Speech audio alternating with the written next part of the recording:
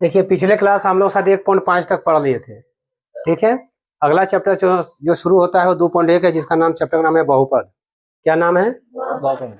उसमें से बहुपद पहचाने पहले क्वेश्चन दिया है कि निम्नलिखित व्यंजकों में से कौन कौन एक चर बहुपद है और कौन कौन नहीं है, ठीक है।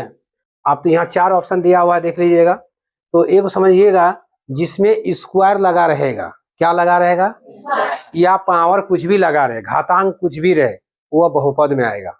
बात यहाँ तक समझ में आया, ठीक है। और उसमें देखिए अलग अलग संख्या में दिया रहेगा, वो होगा इसे एक संख्या पे दिया रहेगा तो एक चर वाला, 2 में दिया रहेगा तो 2 चर वाला, 3 में दिया रहेगा तो 3 चर वाला, ठीक है। और जिसमें कुछ नहीं दिया रहे तो वो भी हो गया। बात समझिए, जैसे इसमें स्क्वायर लगा हुआ है, ये हो गया क्या, बहुपद है कि नहीं।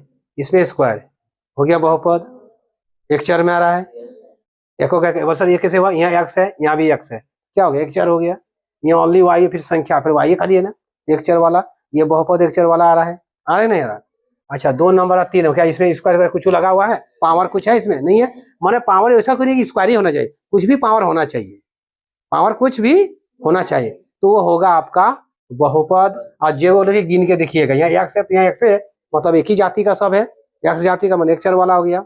इसमें भी स्क्वायर लगा हुआ है लेकिन वाई खाली है, तो एक भी बहुपद एक चर वाला है, ठीक है। इसमें स्क्वायर लगा हुआ है क्या, इसमें लगा हुआ है क्या, नहीं सर, इसमें रूट का स्क्वायर हो सकता है लेकिन हाफ होता है, पूर्ण नहीं है, पूरा नहीं है, इसलिए ये दोनों जो है 3 और 4 स्क्वायर में तो नहीं है, मतलब कोई भी घातांक है, कोई भी पावर है किसी में नहीं है, तो नहीं है तो ये माने आपका बहुपद में नहीं है और एक चर में भी नहीं है। ये 2 क्या नंबर, 3 नंबर और 4 नंबर, यहाँ तक क्लियर है। कारण लिखना होगा, यहाँ लिखा हुआ है, कारण सहित बताइए, ठीक है। और इसमें आ जाइए अगला, देखिए इसमें सब में पावर लगा हुआ है, कुछ भी पावर लगा रहे, हमने बोले स्क्वायर लगा रहे, है ना, पावर लगना चाहिए, मतलब घात में कुछ अंक होना चाहिए। तो इसमें देखिए सब में घात में है, अब यह देखो अलग अलग है, यहाँ एक्स है यहाँ वाई है यहाँ टी है, तीनों अलग अलग है, ये क्या हो गया 3 चर वाला, कौन चर वाला, यानी बहुपद कैसा है, 3 चर वाला। बात समझ यहाँ तक आया, तो आपको लिख देना कि 1 नंबर और 2 नंबर, ठीक है, एक चर वाला बहुपद है, कैसा है, एक चर वाला बहुपद। 3 नंबर और 4 नंबर बहुपद में नहीं है, क्योंकि इसमें घात जो है यानी पावर जो है पूर्ण नहीं है।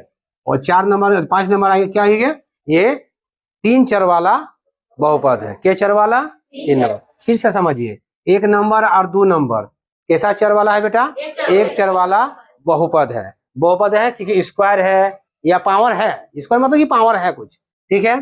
3 और 4 में क्या है बेटा, ये बहुपद में नहीं है, क्योंकि इसमें क्या पावर यानी घातांक नहीं है, अगर है इसको अगर हम तोड़ेंगे तो हाफ में आएगा, लेकिन पूर्ण तो नहीं है, पूरा होना चाहिए आधा में, इसलिए 3 नंबर और 4 नंबर बहुपद में नहीं है, क्योंकि इसकी घातांक जो है वो पूर्ण नहीं है।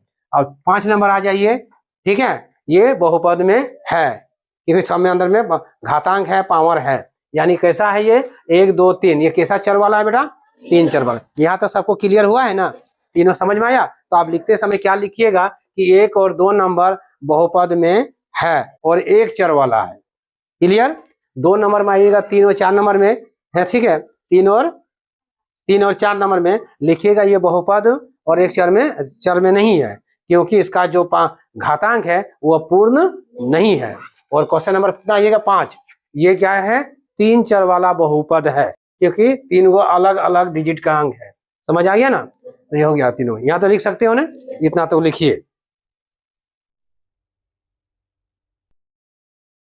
देखिए क्वेश्चन नंबर 2 ठो लिखा है कि निम्नलिखित में से प्रत्येक में एक्स स्क्वायर का गुणांक लिखे।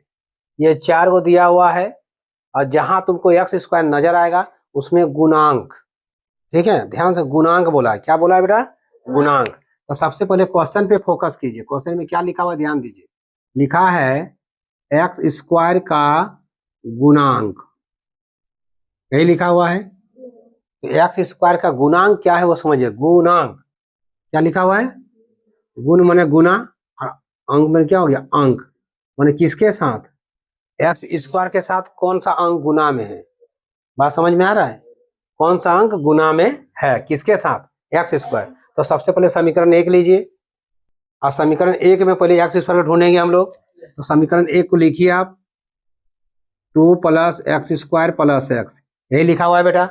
हाँ हो बोल। अब यहाँ लिखा है बेटा कि किसका बोला है, x² का गुणांक। x² यहाँ नजर हमको आ रहा है, नहीं आ रहा है, तो लिखिए x² का गुणांक। क्या लिखेंगे बेटा, x² का गुणांक।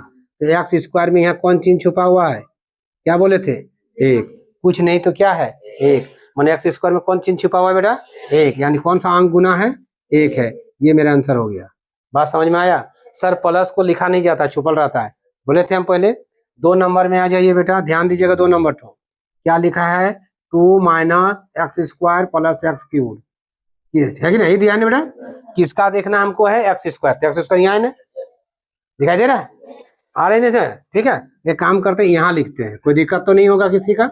तो क्या लिखा है, 2 है ना, क्या लिखा बेटा, 2 - x² + x³, ठीक है। वर्षा दीदी का दिक्कत हो रही है, हमको यहाँ लिखना पड़ा, ठीक है। अब लिखा है बेटा किसका गुणांक बोला है, x²। हम इस क्यूब को नहीं देखना है, हमको किसको देखना है, x², क्योंकि क्वेश्चन में जिसको बोला है उसी को देखना है, ठीक है, जिसको दिया है उसी को देखना है।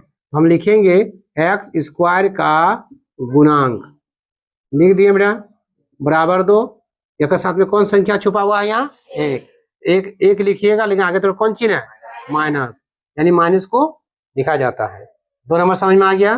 क्वेश्चन नंबर 3 आ जाए बेटा, क्या लिखा हुआ है, π/2 x² + x लिखा है, किसका गुणांक देखना है मेरा, x² को। क्या देखना है हमको है, x², तो x² का गुणांक क्या लिखा है बेटा, π/2, समझ में आ गया।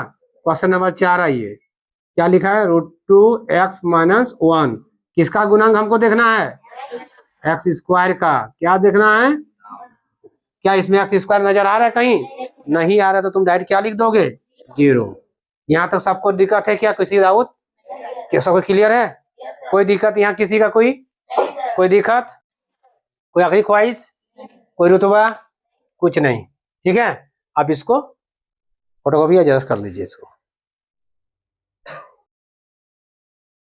ध्यान से देखिए। 1 नंबर 2 नंबर तक कंप्लीट हो गया। तीसरा नंबर लिखा हुआ है कि 35 घात के द्विपद, कितना पद बोला बेटा, द्विपद, घात कितना होना चाहिए, 35, और 100 घात के एक पद का एकक उदाहरण दीजिए।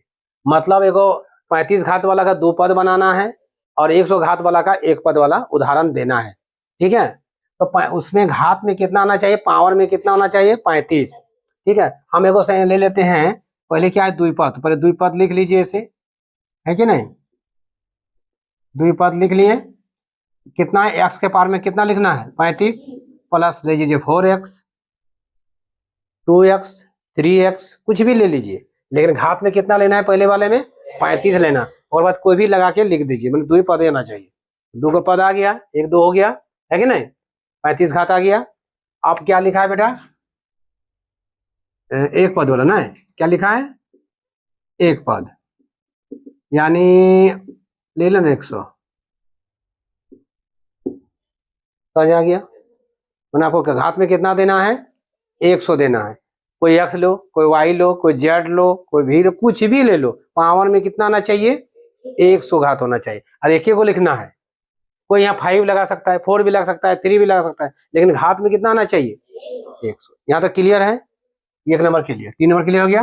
निम्नलिखित बहुपद में प्रत्येक का बहुपद की घात बताइए, ठीक है, पावर बताइए। 1 नंबर में देखिए सबसे, यहाँ भी पावर है, यहाँ भी पावर है। यहाँ देखिए 5x के पावर में कितना है, 3 है, और 4x पावर में कितना है, स्क्वायर है, 2 है। तो सबसे ज्यादा पावर किसका है, 5, उसको वाला लिखना है, जो ज्यादा घात रहेगा उसको लिखना है, यानी घात बराबर क्या लिखोगे, 3, आंसर। इसमें सबसे बड़ा कौन है, इसमें है, तो इसका घात कितना आंसर आएगा, कितना आएगा, 2, आंसर। इसका क्या आएगा, नहीं, यहाँ 1 है, ये वाला हाफ होता है, कितना आ गया, इसका घात कितना होगा, 1 होगा, आंसर। इसमें क्या है, 0, यानी इसका घात कितना हो जाएगा, 0। यहाँ तक समझ में सबको आया, आ गया ना। जिनके संख्या रहेगा, कुछ में रहेगा पावर, क्या रखोगे, 0, संख्या में क्या लिखोगे, 0। जैसे 3 के पावर में कुछ नहीं, तो हम वहां घात कितना लिए, 0 लिए। बात समझ में आया। और इससे मान लीजिए x रहे, t रहे, y रहे, कुछ नहीं, तो वहां क्या लिखोगे, 1। बाकी 1 के बाद क्या पावर दिया रहता है, हम पहले बोले संख्या में एक छुपा रहता है और चिन्ह में प्लस। यहाँ मान लिया यहाँ कुछ नहीं है तो क्या छुपा हुआ है, एक, तो एक लिख दिए। बाकी एक के बाद संख्या लिखा जाती है, 2 लिखा है या 2 3 लिखा है, और यहाँ फिर यहाँ एक छुपा हुआ है। तो सबसे बड़ा कौन था, 3, इसलिए 3 को लेना पड़ा हमको। ये तो क्लियर है। अब आगे आइए, निम्नलिखित बहुपदों में से कौन सा बहुपद रैखिक है, कौन द्विघात है, कौन त्रिघात है। इसमें कितना घात है, तो कौन बहुपद हो गया, द्विघाती बहुपद। कौन हो गया, द्विघाती। कौन बहुपद हो गया बेटा, द्विघाती बहुपद। इसमें कितना स्क्वायर है, 2 है, तो भी क्या हो जाएगा, द्विघातु 2 है ना। कितना नजर आ रहा है, तो द्विघाती होगा ना।